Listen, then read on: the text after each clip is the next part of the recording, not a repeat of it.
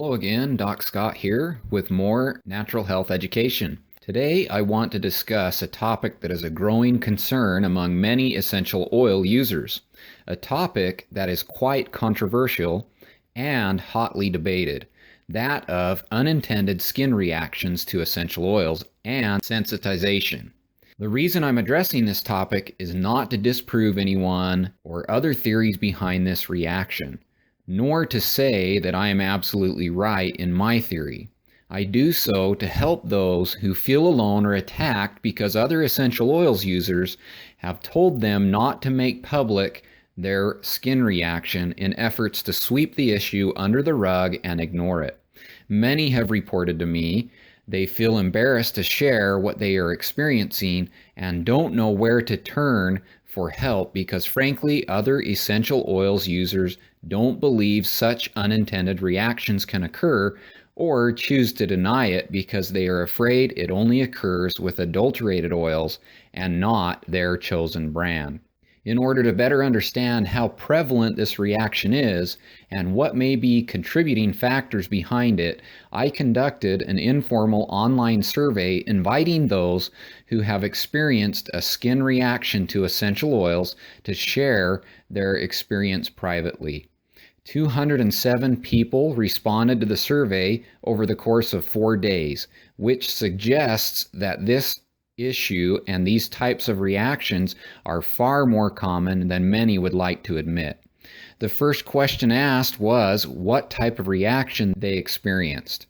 Overwhelmingly, redness, irritation, and itching were the most common symptoms experienced, but surprisingly, almost 30% of respondents experienced scaly skin as well. Many in the other category reported that they experienced raised bumps and oozing liquid from the area as well. The second question invited participants to share what oil they used. About 27% of respondents indicated their reaction occurred after applying a blend of essential oils. But what may surprise many is that the single oil with the highest number of unintended reactions was lavender, which is a mild oil that can often be applied neat. All told, dozens of singles and blends were represented, demonstrating that these reactions are not unique to just one oil. Here's one outcome that I anticipated. More than 76% of those who experienced a reaction applied the essential oil undiluted or neat. Less than 1/2% of all respondents in the survey diluted the oil to the more diluted end of dilution ratios recommended in my book. When asked where the essential oil was applied on the body, the neck, chest, and face were the most common places reported where the skin reaction occurred. Most of the reactions occurred at the site of the application of the essential oil, but almost 27% of respondents reported that they experienced a reaction away from where they applied the essential oil or the application site. While just over 21% of respondents experienced a reaction immediately after application, 43% of respondents experienced the reaction more than 4 hours after applying the essential oil. In my experience, many of the people that report skin reactions to me have a current autoimmune disorder, chronic skin condition, or allergies. Almost 39% of respondents reported that they had a food or seasonal allergy, and over 26% said they had a chronic skin condition in the survey. Now, I'm not going to identify specific companies or brands of essential oils, but all told, both direct selling and store brands were represented among the oils that allegedly caused a skin reaction. More than 60% of those who responded experienced the reaction for 3 or more days, suggesting that they were likely sensitized to essential oils because of the application. A diversity of methods were attempted to reduce the reaction, including applying olive oil or coconut oil, drinking more water, taking probiotics and/or MSM, applying a cool damp cloth to the area, hydrocortisone creams, prescription medications, over-the-counter antihistamines, and the discontinuation of the offending or all essential oils with varying degrees of success.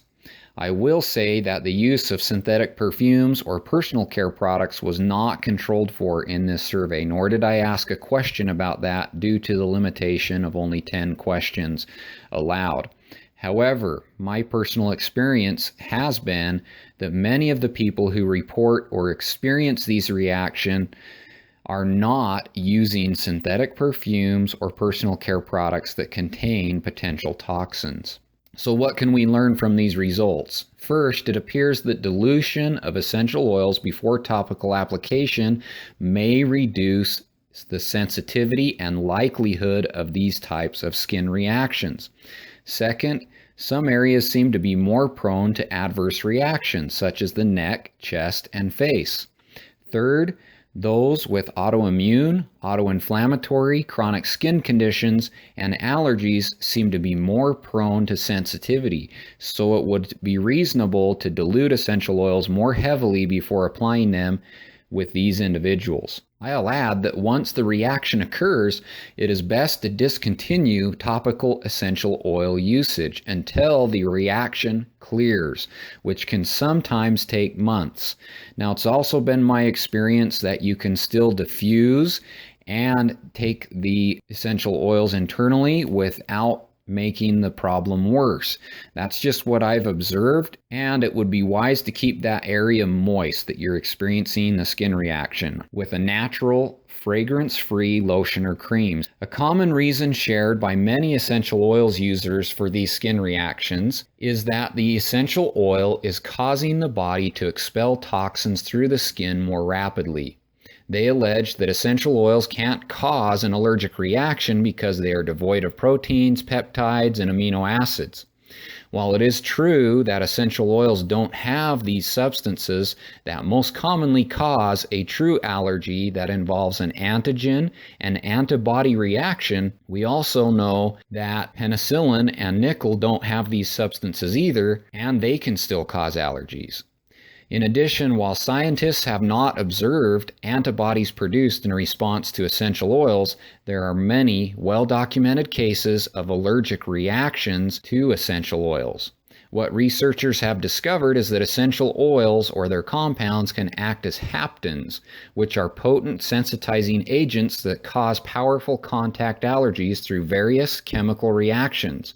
Moreover, it is possible for certain essential oil compounds like monoterpenes, for example, to oxidize, which can cause sensitivity. Another reason why these reactions are not likely all detox reactions as suggested is the mechanism by which the skin excretes toxins. Only a few years ago, Western medical practitioners denied that toxins were even excreted through the skin. However, studies now suggest that fat-soluble toxins, heavy metals, and phthalates can be excreted through the skin via perspiration. And this is what's key. Toxins exit the skin through sweat glands via perspiration. It is highly unlikely that everyone who experiences a skin reaction from topical essential oil application is sweating these toxins out immediately after or several hours following application. Scientists suspect that during perspiration, toxins are mobilized for excretion through the skin, but less than 1% of toxins are excreted this way. The vast majority of toxins are indeed handled and dealt with by the liver and kidneys. Many of these skin reactions experienced by topical application of essential oils are more likely a contact dermatitis. The time it takes for symptoms of irritant contact dermatitis to appear varies from within minutes after application to hours. In other cases, it may take days or weeks of repeated exposure before symptoms appear. This is called sensitization. And in more rare cases, it may take years of repeated use for the sensitivity to manifest.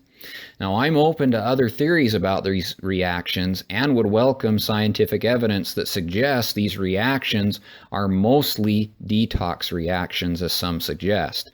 But until that data is presented, I believe it is not scientifically sound to write off all skin reactions to essential oils as detox reactions. While some skin reactions may indeed be a detox reaction, if the other classic symptoms of body detoxification are also present, like headache, body aches, fatigue, gastrointestinal problems, and the reaction lasts between 1 and 3 days, it is highly unlikely that every time a person experiences a skin reaction after topical application of essential oils that it is a detox reaction. In my professional opinion, and based on the current available knowledge and scientific evidence, I believe it is likely that many of these skin reactions are in fact irritant contact dermatitis and not detox reactions for the reasons we have discussed. I believe given the rapid increase in essential oil use worldwide, further research is warranted to better understand all the mechanisms behind this phenomenon. Thank you for listening. If you have enjoyed what you heard today, I invite you to subscribe to my YouTube channel and like my Facebook page. And lastly, I invite you to join me in raising a healthier generation naturally.